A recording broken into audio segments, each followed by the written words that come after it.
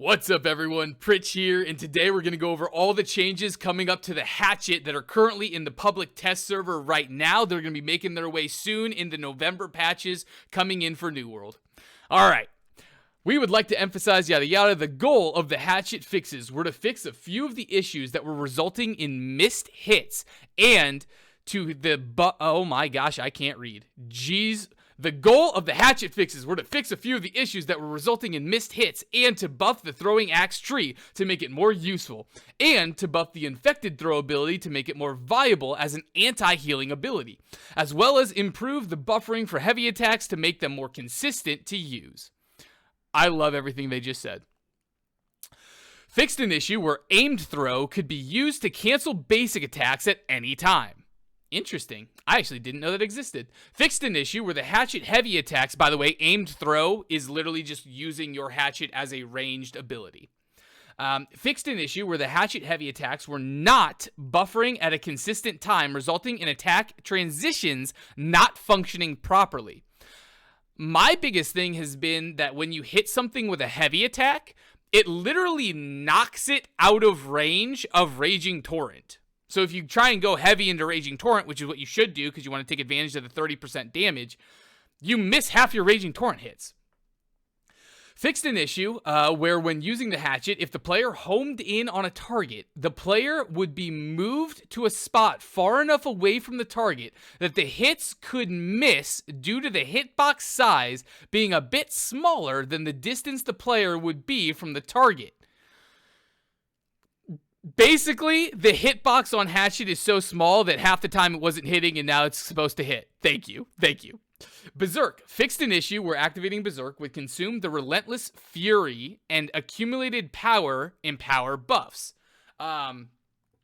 So I didn't know this, but basically you get an empower when you heavy attack. You get an empower on every fourth light attack, something like that. And apparently if you pop Berserk, it would get rid of the empowers. Didn't know that. Feral Rush fixed an issue where Feral Rush was able to be triggered without a cooldown in settlements. It wasn't just in settlements, it was all over the place. I'm glad that's fixed. Raging Torrent fixed an issue where some attacks would miss due to being placed too far away from target hit. I think that's exactly what I was just talking about. So hopefully Raging Torrent is fixed and you can actually freaking hit people with all five hits. Infected Throw increased disease and weakness duration from 5 seconds to 10 seconds. Let's go. Amazing change. Mortal Power increased bonus duration on low health targets from 8 seconds to 15 seconds. Oh, I don't remember what Mortal Power is. I'm going to be completely honest with you guys. I believe that is when you actually land the Hatchet on somebody, it's increased. I don't remember off the top of my head.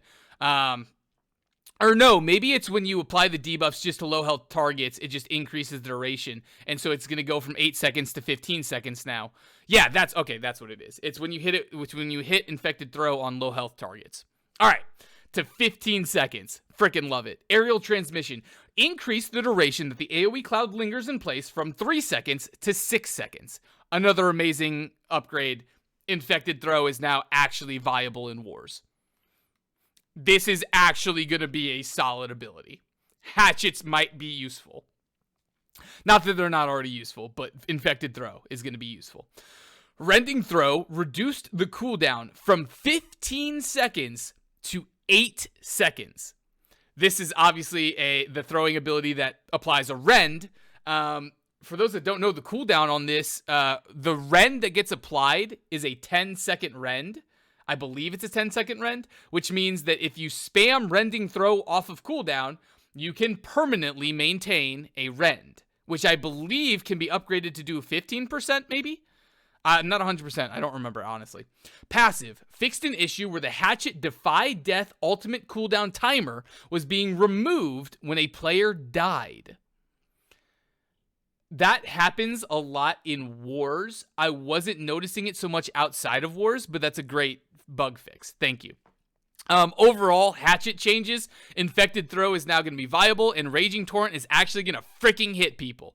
I love it, and the fact that there's more weakness, and most importantly, longer disease in the game is great for the health of the game. There's way too much healing, life staffs are rampant, Infected Throw is a good counter to that, or is supposed to be. I'm looking forward to it. As always, everybody on YouTube, I love you guys. I appreciate you guys. I'll catch you in the next one. See ya. Boom! 2 down.